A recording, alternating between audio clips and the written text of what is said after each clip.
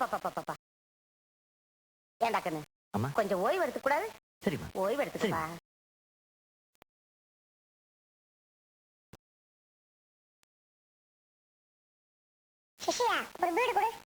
ஏய் சின்ன பசங்க பீடி குடிக்கூடாடா. அண்ணா நான் உன்னை விட 10 வயசு பெரியவன் தெரியுமா? ஒழுங்கா பீடி கொடு. இல்லன்னா விடுவேன். இந்தாங்க அண்ணா இந்தாங்க. Very good.